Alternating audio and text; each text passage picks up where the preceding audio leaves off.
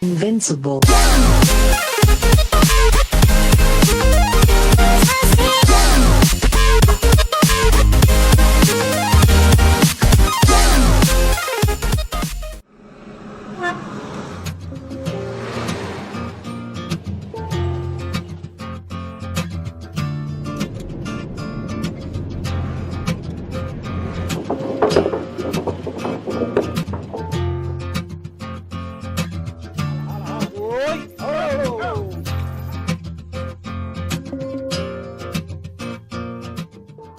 Uma aventura na selva.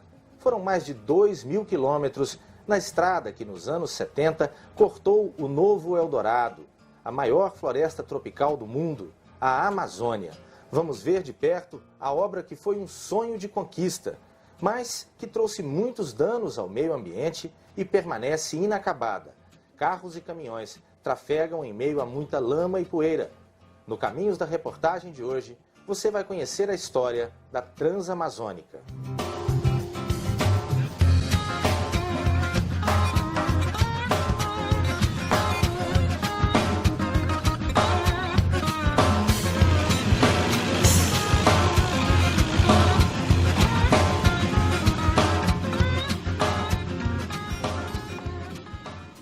BR-230, 4.075 quilômetros.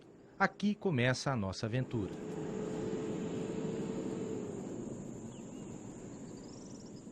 Concebida para unir os extremos oriental e ocidental do Brasil, começa em Cabedelo, região metropolitana de João Pessoa, na Paraíba. Passa pelo Ceará, Piauí, Maranhão, Tocantins, corta o Pará inteiro, estado onde tem a maior parte de seu percurso, até terminar no Amazonas. Este é o rio Purus, e é aqui às margens dele que a Transamazônica termina. Na época da construção, a ideia era que a estrada seguisse por mais 500 e poucos quilômetros até Benjamin Constant, pertinho da fronteira com o Peru e a Colômbia. Mas a rodovia Transamazônica e seu sonho de ligar o Brasil de leste a oeste ficou por aqui mesmo, no coração da Amazônia.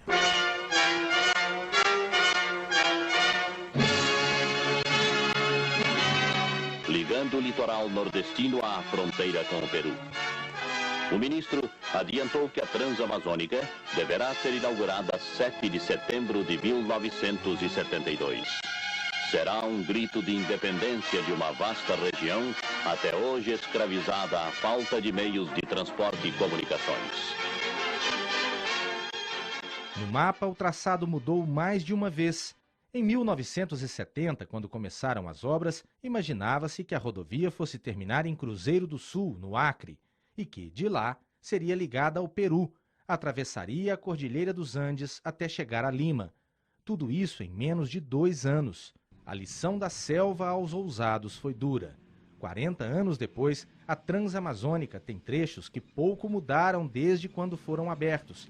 E muitos dos que se aventuraram pelos caminhos da mata nunca voltaram.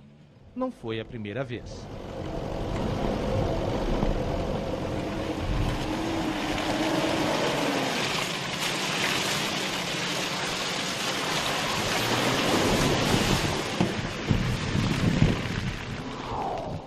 No início do século XX, o Brasil se empenhou na construção da ferrovia Madeira-Mamoré. As cachoeiras dos rios da região que impediam o transporte de gente e cargas na fronteira com a Bolívia seriam contornadas com a construção da estrada de ferro entre Guajará-Mirim e Porto Velho. 364 quilômetros, 5 anos de obras, 34.000 homens no trabalho, 6.000 morreram, atacados por tribos ferozes, devorados por feras, ou vítimas da malária, da febre amarela, do tifo, da fome, vítimas do isolamento imposto pela grande floresta.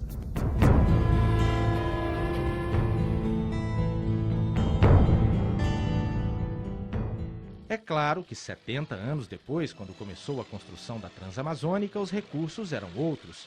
Equipamentos gigantes, muitas vezes transportados por helicópteros, derrubavam grandes árvores e abriam a estrada. Mesmo assim, dezenas de operários ficaram pelo caminho.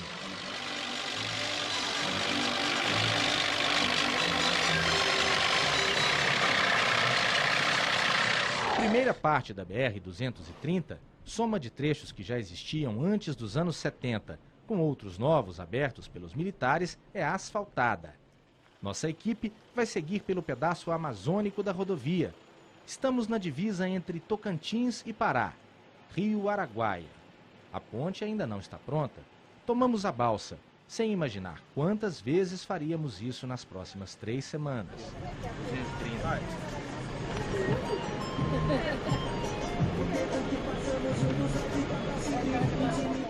Daqui até o fim da estrada em Lábrea, Amazonas, serão 2.309 quilômetros. Neste começo, logo chegamos a Marabá. O acesso à cidade foi o primeiro trecho da Transamazônica que passou pela selva propriamente dita. O ministro Mário Andreasa dos Transportes visitou as obras que se desenvolvem ao longo do traçado da Transamazônica, percorrendo inclusive o trecho de 250 quilômetros entre Estreito Maranhão e Marabá, Pará, que já está com os trabalhos de terraplenagem inteiramente concluídos. Este trecho integra a primeira etapa da construção da Transamazônica, totalizando 1.390 quilômetros desde Estreito até Itaituba. No início dos anos 70, era só um lugarejo com cerca de 15 mil habitantes. Hoje tem quase 20 vezes mais. A mineração de ouro e ferro, o gado, a madeira e a Transamazônica atraíram todas essas pessoas.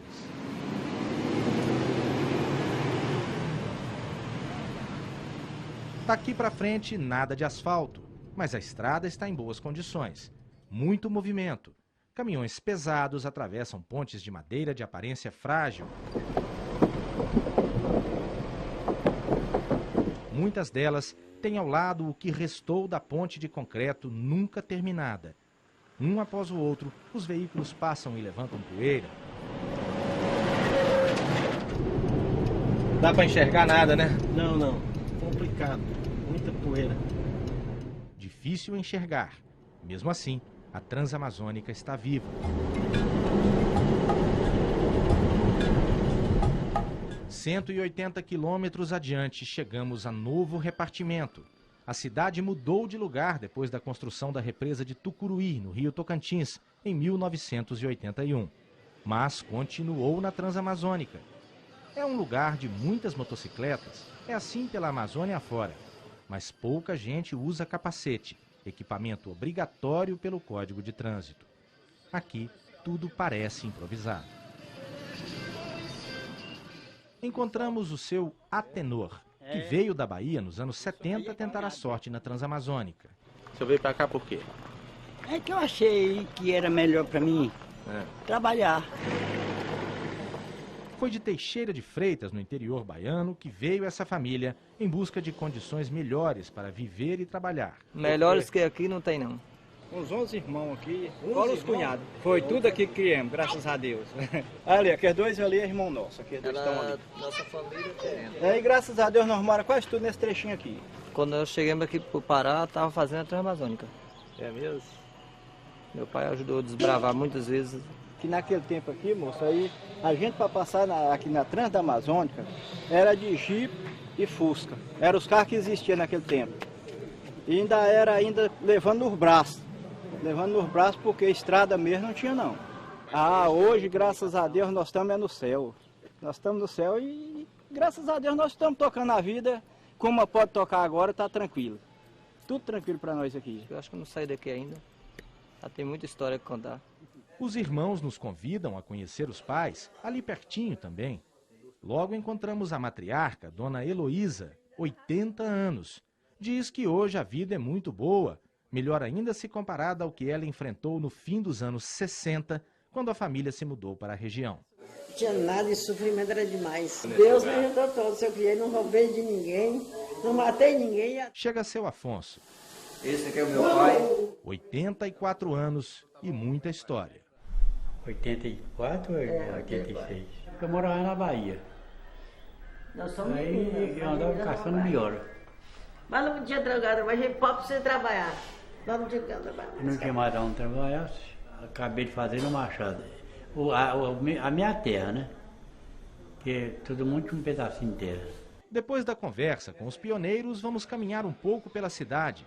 No mercado, o feirante reclama das condições da Transamazônica em tempo de chuva, ou no inverno, como se diz na Amazônia.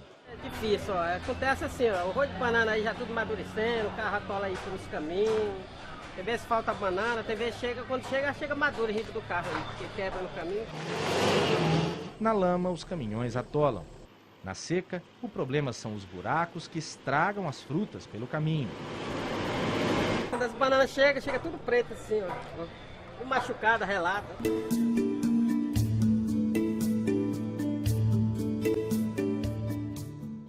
Ali adiante, seu Zé Veríssimo ajuda a filha a tomar conta do supermercado da família.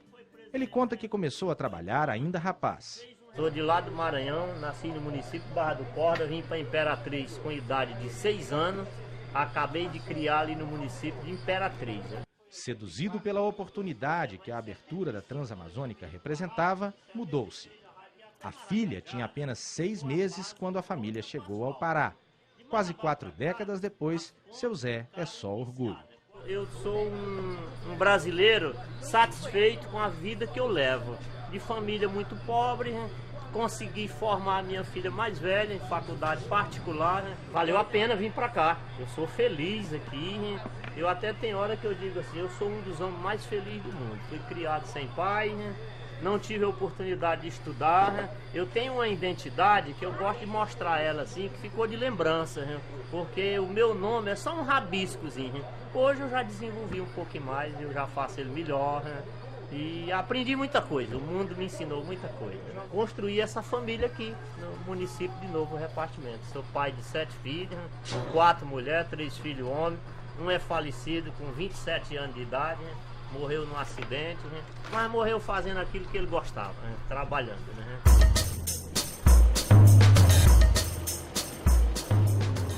Seguir pela Transamazônica sem ver acidentes é quase impossível. Logo na saída de Novo Repartimento, um caminhão errou a entrada da ponte, mais estreita que a estrada. No caminho de Altamira, pequenas cidades se formaram ao longo da rodovia. Aqui, a principal atividade econômica continua a ser a extração e o beneficiamento da madeira, embora o cerco à exploração ilegal da floresta tenha provocado o fechamento de muitas madeireiras. As que ficaram têm de operar com autorização especial dada pelo governo.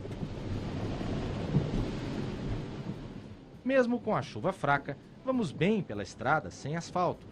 Muita madeira, muitos caminhões.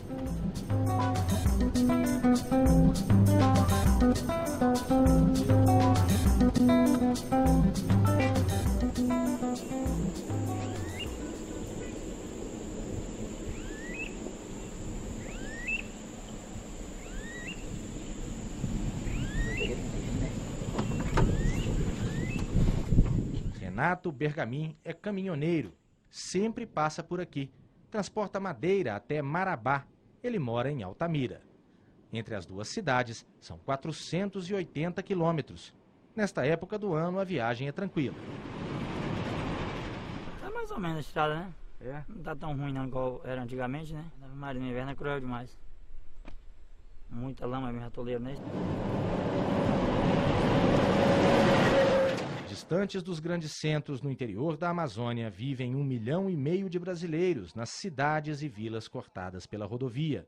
Só 30% das casas têm água tratada e 25% têm esgoto. Mesmo assim, jogados sem tratamento nos rios e córregos da região, ou em fossas que têm de ser limpas de tempos em tempos.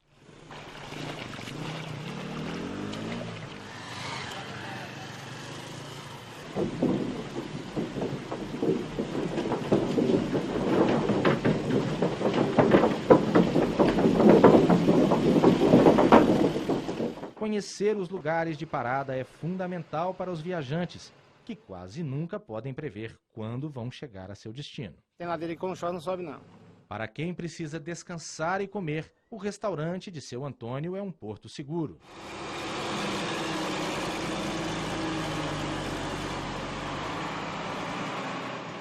Este maranhense se lembra exatamente da data em que chegou. Dia 18 de julho de 72 eu cheguei no repartimento velho ali. Aqui já morava um tio da minha esposa, da minha mulher. Aí ligava pra lá direto, né? Rapaz, aqui o Pará aqui é bom demais, aqui é bom demais. Aí meu sogro deu de vir, me chamou, vambora, eu falei, vambora. Ixi, se comparar lá, não tinha uma coisa pra puxar uma cachorra. Aí o senhor veio pra mexer com o quê? Com roça, plantar arroz, milho, essas coisas. E de lá de onde eu vim pra cá, veio foi muitos, todo ele, nenhum se deu mal até hoje. Rapaz, aqui foi assim, quando eu cheguei o INCRA me deu um lote de vicinal, aí daqui a 2 km entra, 2 km, aí ele me assentou lá, me deu esse lote lá. Aí eu comecei a trabalhar, e meu sogro morava aqui, bem não tem esse pé de manga ali. Aí ele deu de vender ali, aí eu fui e vendi lá, comprei dele ali. Com o tempo, o seu Antônio passou a criar gado e resolveu comprar o restaurante perto de casa, na beira da estrada. Ficou com o comércio e com a fazenda. Aqui moravam uns carioca, aí deu de vender aqui, eu fui e vendi um gadinho que eu tinha, inteirei e comprei esse outro aqui. Aí foi na época que eu mudei dali, fiquei aqui. Aqui eu aluguei para um rapaz de Goiás, para botar um restaurantezinho aqui. Aí ele morreu, aí depois que ele morreu, ficou aí, eu digo, vamos começar, fiquei trabalhando também aqui.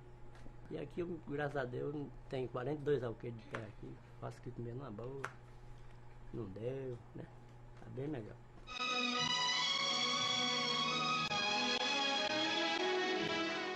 Na época da construção da Transamazônica, o governo militar esperava um movimento de 2 milhões de pessoas em 10 anos. Muita gente que se arriscou desistiu. Estima-se que apenas 3 em cada 10 pioneiros resistiram. 7 voltaram para casa ou migraram para grandes centros urbanos do norte e nordeste do país. O lema "integrar para não entregar" parece não ter dado certo. Teve gente também que voltou. Meio de lá pra cá veio o irmão meu, não ficou não, voltou pra lá. Por quê, hein? Não gostou não, porque dava malária demais. Seu Antônio perseverou.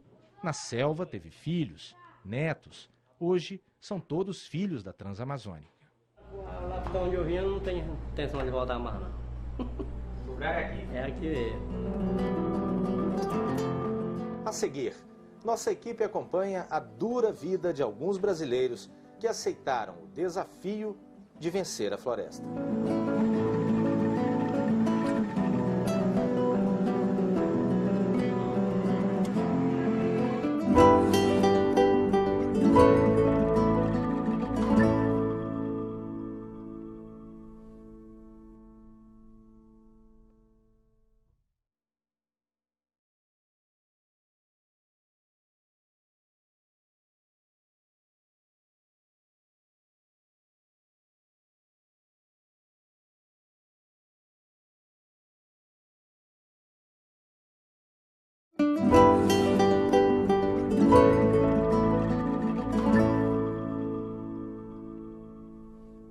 Durante 22 dias, nós percorremos a Transamazônica. Nossas lentes e microfones registraram o choque entre o homem e a floresta e os danos causados ao meio ambiente.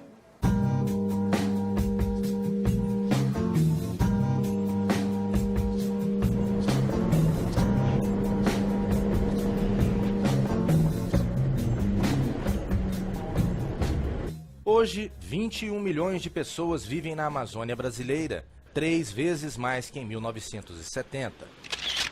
A Transamazônica será uma vereda aberta ao nordestino para a colonização de uma região rica em vales férteis e promissoras jazidas minerais. Ideias nacionalistas, integrar para não entregar. Construir a Transamazônica foi, antes de tudo, uma estratégia militar de ocupação da área. O homem sem terras no Nordeste e a terra sem homens na Amazônia. Medo de invasões estrangeiras para roubar as riquezas da região e de guerrilhas de esquerda, em moda naquela época na América Latina. No Brasil, houve focos de guerrilha rural. O mais conhecido é o do Araguaia, bem ali ao lado de onde a estrada passa. No enfrentamento entre o exército e os guerrilheiros, o número de mortos ficou perto de 100. Houve torturas e execuções. Os militares temiam que o isolamento do lugar facilitasse esse tipo de ação. E aí então teremos conquistado definitivamente a Amazônia. Mas o crescimento populacional que se viu por ali não se deu no campo. Segundo o IBGE, de cada 10 habitantes da Amazônia, 7 moram nas cidades, o inverso de 40 anos atrás. São 9 estados, 61% da área total do Brasil. Neste espaço caberiam 32 países da Europa. Área gigantesca, obra digna de faraós. A Transamazônica permitiria atravessar o continente europeu, ligaria Moscou a Lisboa e ainda sobrariam 100 quilômetros. Mas não basta construir estradas, é preciso colonizar. Os trabalhos neste setor também se enquadram no novo ritmo da Amazônia, ritmo de desenvolvimento. A área de mata retirada para a abertura da estrada daria para cobrir de floresta todo o estado do Rio de Janeiro. Mas no século XX não houve estudos relevantes do impacto que a obra traria sobre o meio ambiente. No planeta, nenhum outro lugar tem tantas espécies de animais e plantas.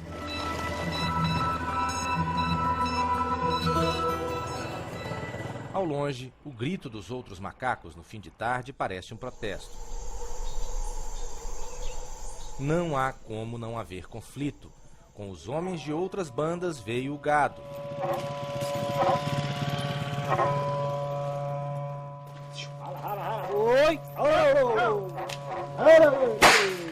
Neste rebanho são 1.276 cabeças, 600 quilômetros de viagem desde a margem do rio Xingu.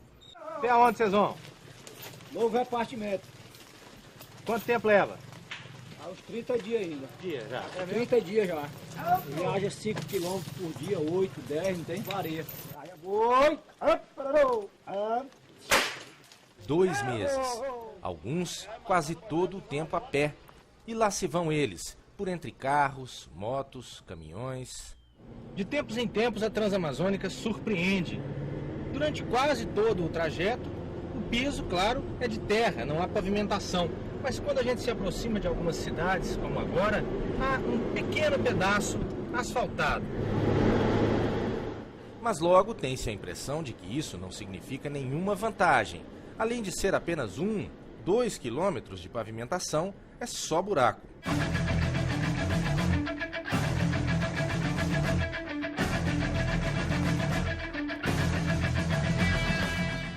Em quase 9 horas de estrada, nós percorremos menos de 300 quilômetros. A viagem rende pouco. Só agora conseguimos chegar aqui à margem do rio Xingu.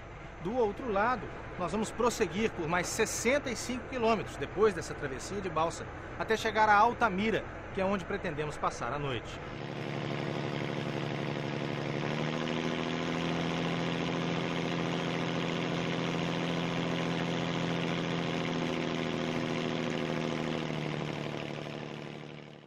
A transformação do espaço pela ação do homem, principalmente num lugar de ecossistema complexo como a Amazônia, é sempre dolorosa. A Transamazônica possa ser o caminho para o encontro da verdadeira vocação econômica da Amazônia. Um toco de árvore carregado de simbologia foi o que restou da castanheira, considerada o marco zero da rodovia Transamazônica. Em 1970, o presidente da época, o general Emílio Médici, esteve aqui. E então o corte dessa árvore marcou o início das obras da Transamazônica. Depois disso, nesse espaço, foi feito esse marco de concreto. A rodovia passa logo aqui. O espaço todo parece incompleto, como incompleta eternamente está a Transamazônica. O presidente afirmou: não sei de tema que hoje mais exalte a imaginação dos moços que o tema de desenvolver a Amazônia. Nem sei que mais possa unir, nesta hora, os brasileiros de todas as idades. Altamira é considerada, desde a construção, o ponto principal da Transamazônica. Influência que a cidade reconhece até no nome do hospital público. Hoje são 100 mil habitantes. 40 anos atrás eram só 6 mil. O fluxo migratório foi espantoso.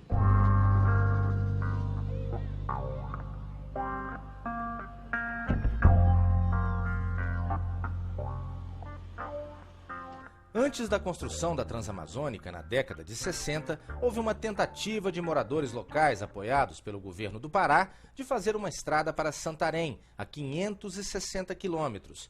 Sem tecnologia apropriada, a estrada só teve 30 quilômetros abertos. E hoje, nem rastro existe. Conflitos violentos com índios e outras velhas conhecidas, a malária, a febre amarela, o tifo, provocaram a desistência dessa empreitada.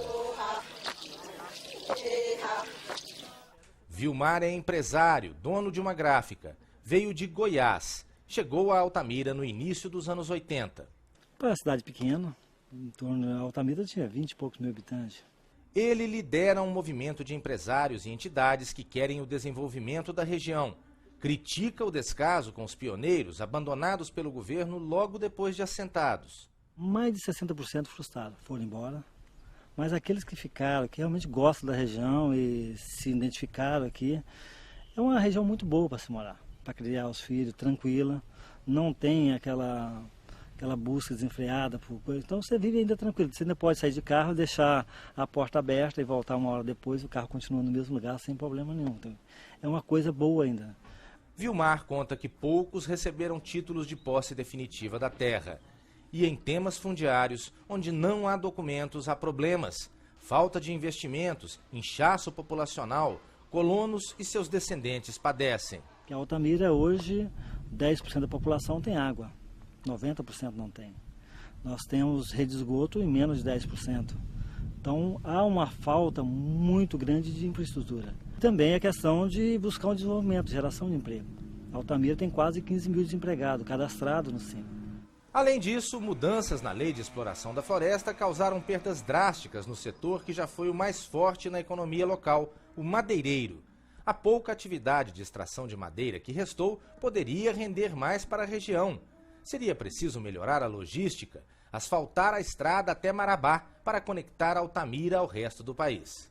Em vez de você mandar a madeira apenas em lâmina para fora, você poderia fazer os móveis aqui. Mas como é que você vai fazer um móvel de alta qualidade se você vai pegar uma Transamazônica dessa aqui e vai chegar todo riscado em São Paulo? Você não vai ter para quem vender. Uma história que se repete em outros segmentos da economia. 1.800.000 cabeças de gado têm de ser levadas para frigoríficos longe daqui. Agora, com essa estrada, que indústria vai querer vir para cá? Hoje, ela está bem melhor para trafegar, mas com muito buraco, muita complicação. Você demora, hoje um caminhão demora 2 dias de Marabá para Altamira, enquanto que demora 2 dias de São Paulo para Marabá. São Paulo Marabá é quase 3.000 quilômetros, daqui para Marabá é 509 quilômetros.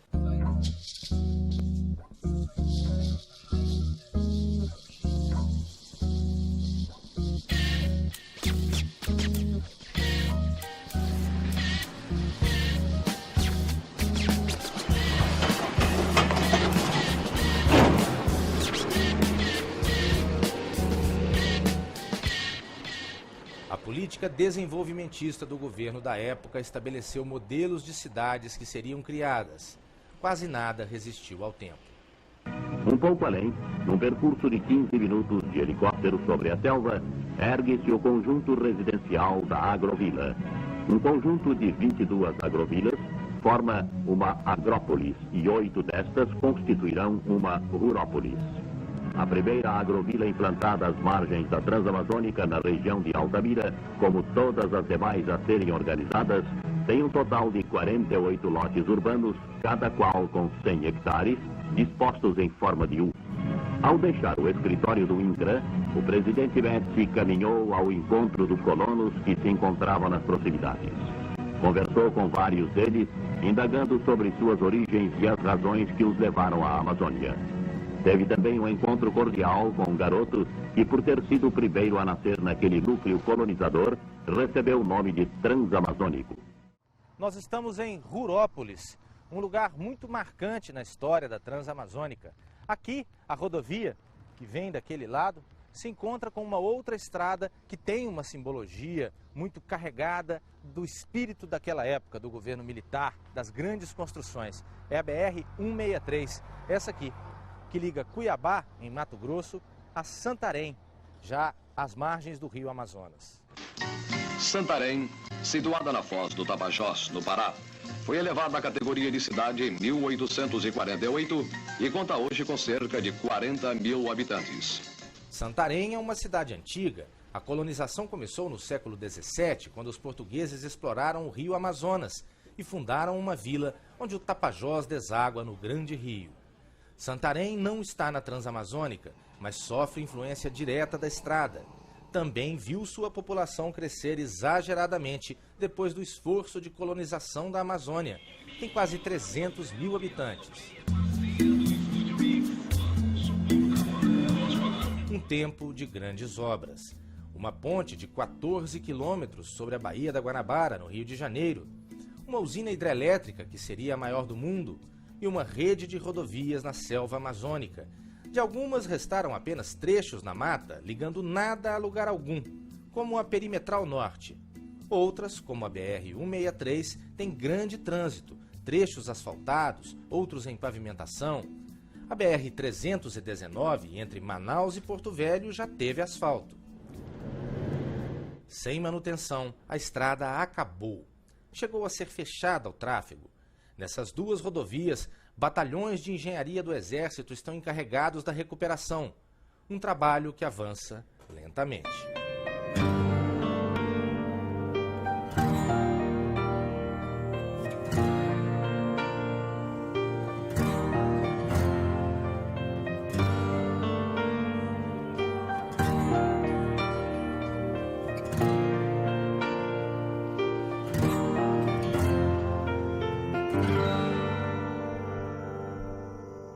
A lama, a poeira, o isolamento, os desafios que até hoje atormentam os viajantes da Transamazônica.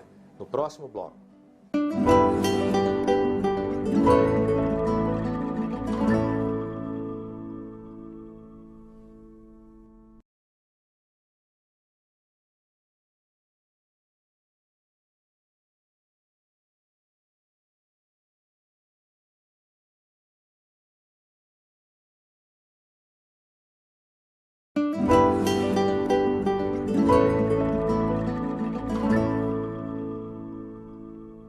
A Transamazônica é tão grande que pode ser vista do espaço. Mas será que o Brasil precisava mesmo de algo tão gigantesco?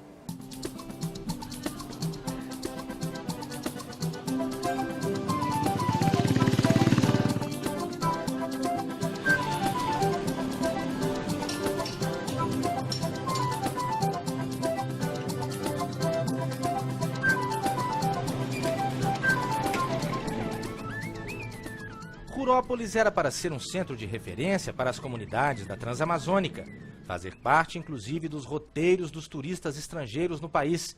Considerado luxuoso para a época, este hotel foi construído para receber o presidente Médici. Ele deveria ter sido o primeiro hóspede, mas decidiu não passar a noite na cidade. Já na fase final de seu governo, o presidente Médici inaugurou a primeira Rurópolis na região amazônica, pequeno centro urbano construído para 20 mil habitantes e que leva o seu nome. Mas a casa de Dona Ivone ele visitou. A foto mostra o então presidente Médici em frente à casa da família, doada pelo Instituto Nacional de Colonização e Reforma Agrária. A dificuldade em conseguir um pedaço de terra no Rio Grande do Sul despertou em seu Lino o desejo de seguir para o norte do país. Aí um dia ele leu, eu não sei se foi numa manchete, mas foi numa revista, ele pegou e leu a inauguração do trecho da Transamazônica de Altamira, acho que entre Altamira e Marabá. Aí lá no conteúdo da reportagem dizia assim, que o futuro do mundo era o Brasil e que o futuro do Brasil era a Amazônia. Aí ele se encantou, e era coisa de terra, que terra. Aí ele me perguntou se eu queria vir com ele, eu disse, vou. Mas em 73, quando chegaram, não havia mais lotes para doação na região escolhida. O jeito foi andar mais 400 quilômetros até Rurópolis e conseguiram um terreno doado pelo INCRA. Para nós virmos para cá, nós viemos em cima de um caminhão. O INCRA nos emprestou um encerado de 4x6, uma barraca. Aí nós viemos aqui, eles tinham feito um limpo, né? O INCRA tinha feito assim uma terra plana para colocar, para a gente ficar. Aí nós chegamos às 4 horas da tarde. Descemos, aí armamos a barraca. Quando nós terminamos, não, nem deu tempo de armar a barraca. Nós cobrimos as coisas, aí caiu chuva. Eu sei que nós aproveitamos a água daquele encerado para beber, para preparar janta, porque não tinha. Mocinha de uma colônia alemã no Rio Grande do Sul, que só foi falar português depois dos 15 anos de idade, Dona Ivone mal sabia o que seria viver na floresta amazônica. Nós casamos em maio. E viemos embora para cá em agosto. Quando nós saímos lá do sul, eu não sabia, né? Aí quando eu cheguei, eu estava grávida da minha primeira filha. Aí eu tive muito enjoo, muita coisa, mas eu aguentei, filho. Apesar das adversidades, o casal prosperou. Nós passamos fome, literalmente fome. Porque primeiro nós chegamos com pouquíssimo dinheiro, aí ele acabou. E muitas vezes a gente não encontrava as coisas para comprar. Plantou arroz. Muito arroz. Na selva. Na selva. E nós fizemos assim, super safras. Foi muito, muito, muito bom. Com menos de um ano, receberam a visita de outro presidente, Ernesto Geisel, sucessor de Emílio Médici. Quando o presidente Geisel veio aqui, nós já tínhamos pimenta, pimental. O presidente Ernesto Geisel visita a casa do colono gaúcho Lino Frolich, mantendo o diálogo com seus familiares e amigos. Lino acreditou nas possibilidades da Transamazônica e está bastante feliz com o rendimento de sua plantação de pimenta do reino. Seu Lino morreu 5 anos atrás, deixou 4 filhos e uma propriedade de 400 hectares com plantas e criação. Eu gosto muito disso daqui, cuidar. Tem minha horta, tem galinha, tem os bichinhos aqui. Nem depois de ficar viúva, Dona Ivone pensou em ir embora. Sua terra é aqui. É aqui, mas eu não estou pensando em sair daqui, não.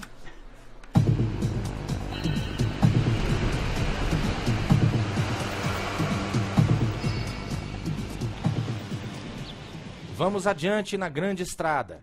Pelos próximos 110 quilômetros, as BRs 163, 230 serão uma só estrada sobreposta.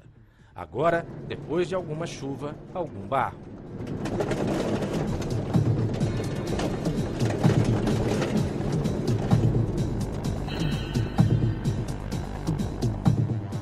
E alguma dificuldade para dirigir também, vale para todos.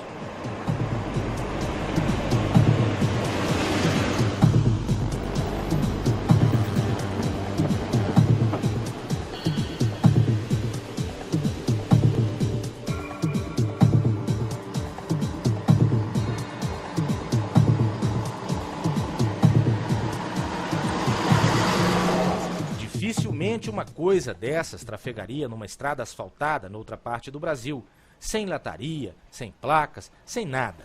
Só o chassi e o motor.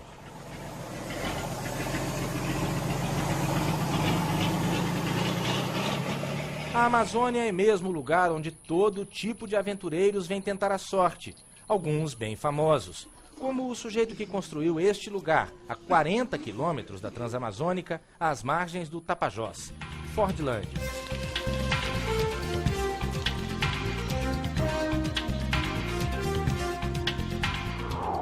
Em 1928, Henry Ford, aquele mesmo que inventou a produção em série de automóveis, resolveu criar no interior da Amazônia uma fábrica de látex de seringueira. Serviria para atender a indústria de carros nos Estados Unidos, fabricando a borracha necessária para produzir pneus. Mas o projeto foi abandonado nos anos 40. As terras eram impróprias, os nativos chamados para o trabalho não se adequaram às técnicas de produção e as pragas se espalharam pela plantação. O governo federal tem a posse do que restou da vila, que lembra um subúrbio de uma cidade americana.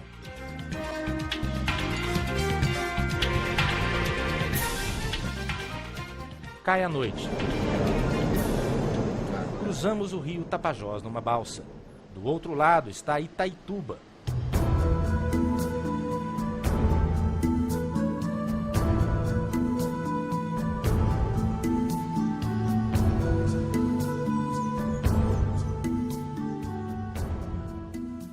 No auge do garimpo na região nos anos 80, a cidade teve o terceiro aeroporto mais movimentado do Brasil, só com os voos levando e trazendo garimpeiros e ouro. Hoje, Itaituba tem 130 mil habitantes. Neste ponto, nós estamos nos limites do Parque Nacional da Amazônia, criado em 1974, logo depois da abertura da rodovia. Daqui para frente, fica o trecho mais isolado e mais desabitado da Transamazônica.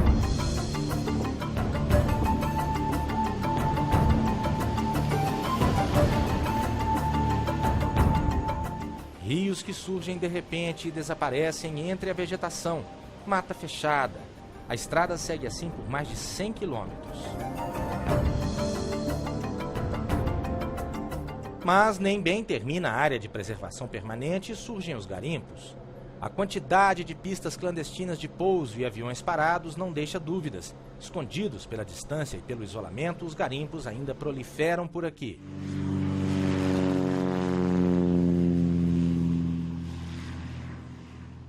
De tão pesado, parece que nem vai sair do chão. Os aviões decolam de pistas à beira da Transamazônica, rumo a lugares perdidos na selva, onde ficam os pontos de exploração do ouro. Estou voando aqui porque eu região de garimpo aqui. Paraense, seu Raimundo deixou Santarém há 24 anos para tentar a sorte no garimpo. É dono do restaurante onde almoçamos e de alguns dos aviões que voam na região. Se fosse daquela época que eu cheguei aqui, estava 17 a 20 aviões por dia. Puxa. Era, o movimento era grande.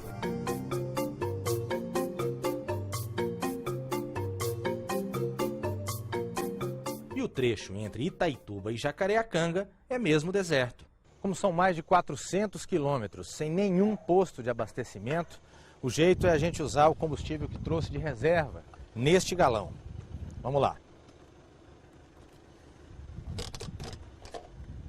A lei brasileira inibe essa prática de se carregar combustível dentro do carro, mas aqui não há escolha. Hora de arrumar tudo no carro e seguir. Em Jacareacanga, dormimos no hotel do posto em que Sebastião trabalha como gerente. Ele diz que demos sorte. Com chuva, há trechos bem difíceis na estrada.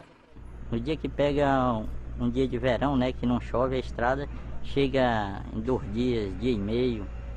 Mas quando cai a chuva é 2 dias, 3 dias, 5 dias. E às vezes tem que pegar outro carro para ir atrás, ajudar a puxar na ladeira, que é muito difícil, é muito liso mesmo. O maior medo é que falte combustível. Aí para a cidade, né? Aí para, porque aqui o giro maior que tem aqui é o combustível.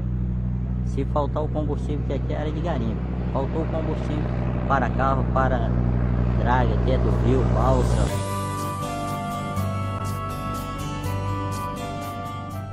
Este é um braço do rio Tapajós. É a parte mais estreita. O trecho mais largo está do outro lado dessa ilha.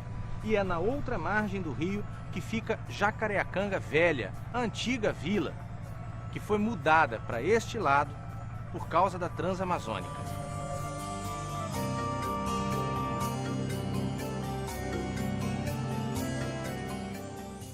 Seu Ambrósio, veterano da Segunda Guerra Mundial, chegou aqui 20 anos antes da Transamazônica. Quando eu cheguei aqui não tinha um ser humano. Nós éramos 17 homens vindo de uma parte de Mato Grosso, da Barra Cuiabana, e o restante era daqui do Tapajós, né? Aí fomos fazer essa pista de emergência aqui. A ferramenta mais pesada que nós tínhamos aqui era um picareta.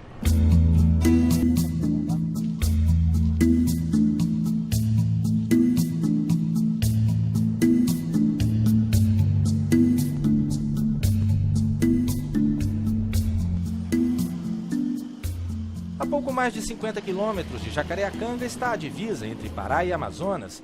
Paramos para almoçar perto de um rio. Improvisamos uma gororoba horrível. Só com muita fome dá para encarar. Seu Ayrton, nosso motorista, pesca um peixe. Mas um peixinho desses para 4 homens só deu para provar.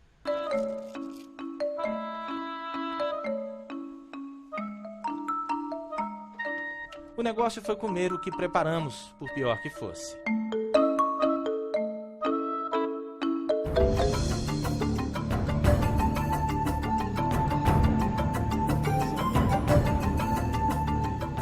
Seguimos em direção à cidade de Apuí. É a primeira cidade que encontramos no Amazonas. Aqui se vê vários dos carros feitos em casa, os jericos, comuns em vários pontos da Amazônia.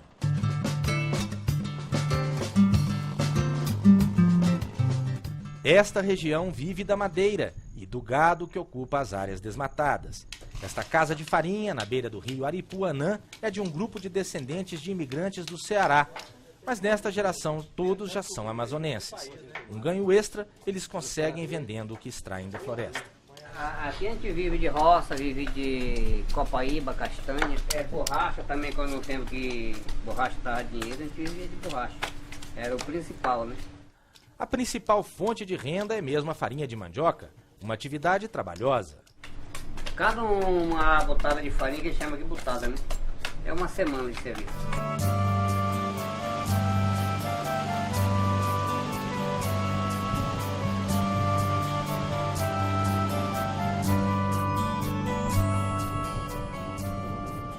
Mais uma vez a balsa e passamos pelo rio Aripuanã.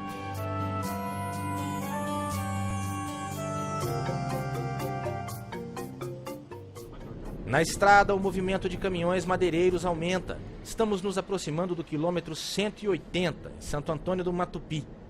Quase todas as pessoas que receberam terrenos aqui, já nos anos 80 e 90, venderam tudo a madeireiras. Não há números oficiais, mas sabe-se que grande parte da madeira extraída da Amazônia passa por aqui.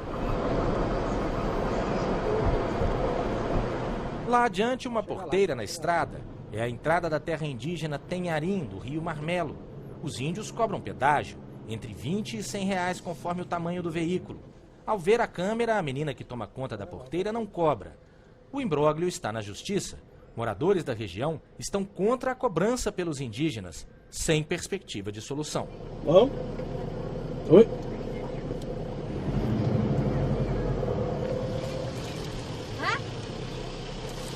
Não, mas eles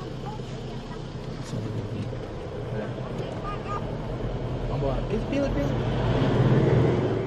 No início do ano, esta ponte de madeira cedeu. Agora, a travessia sobre o rio Maici, aqui a 90 quilômetros de Humaitá, está sendo feita nesta balsa, puxada manualmente. Enquanto a obra de reconstrução segue, todo mundo passa na balsa e ajuda a puxar até o outro lado, até mesmo as carretas gigantescas.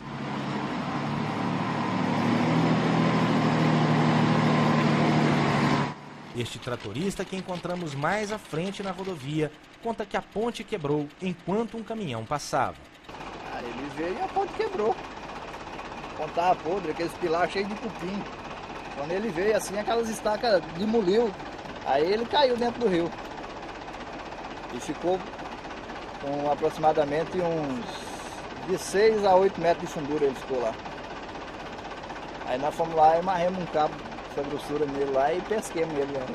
A vida de Dirceu é rebocar caminhões na Transamazônica. Tem ano que é o ramo, o inverno é o ramo aqui, só puxar caminhão aqui. Não tem outro para puxar e os carros não passam, né? Aí tem que puxar. E esses caminhões aí pesados, chega a pesar 60 toneladas carregados, né?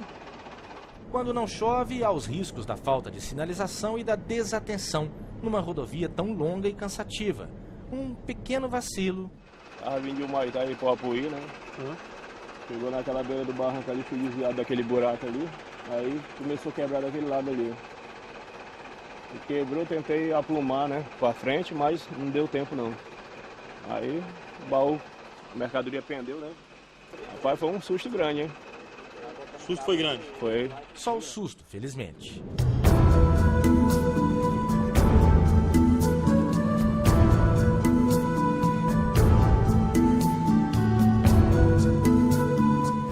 A balsa aqui tem um percurso grande, é sobre o rio Madeira.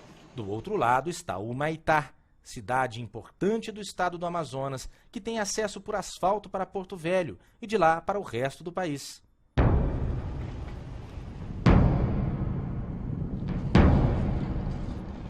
Agora chegamos ao último trecho da Transamazônica. Serão um pouco mais de 200 quilômetros até Lábrea. Sem dúvida, o pior pedaço da rodovia. Aqui, veículos grandes não passam.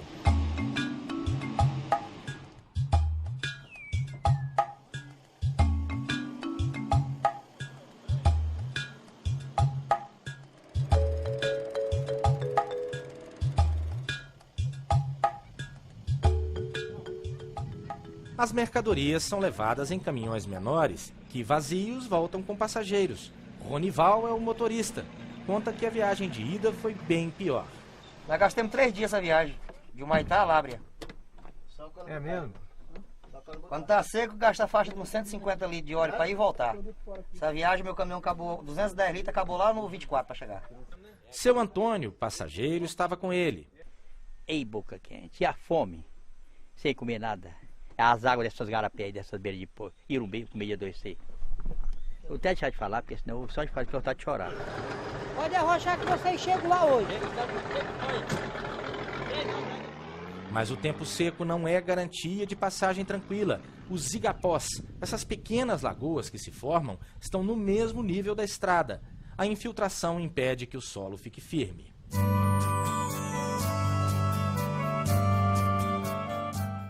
Difícil de acreditar.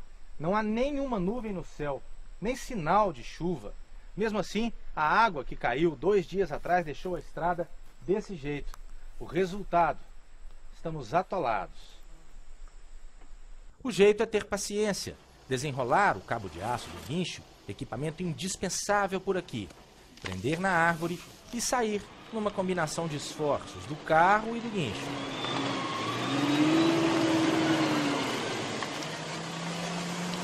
O motoqueiro que passa está acostumado. Passo direto, ando aqui na estrada direto. E é sempre assim? Sempre assim, desde... Mas já foi muito mais feio. Antes, o papai é um dos pioneiros aí que começou a rodar aí. Mas se chover, menino, tu é doido, é? Eles seguem, um na moto, outro a pé, nos trechos mais críticos.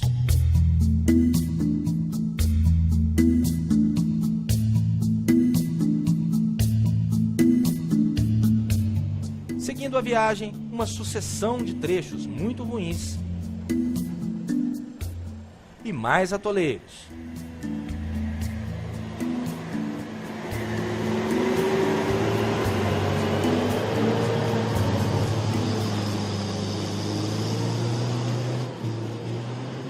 Chegamos a Lábrea, nosso destino final. 40 mil habitantes, fica à beira do rio Purus. Aqui, o comum é o isolamento.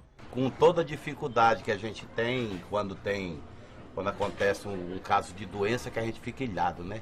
Só sai de barco ou de avião, né? É que a gente não quer muito, a gente queria mesmo que ficasse que nem a estrada do Iapuí, né? Que roda inverno e verão, roda carreta, que você sai, sabe quando sai e sabe quando chega, né? Aqui você sabe quando sai, quando chega é impossível saber, né?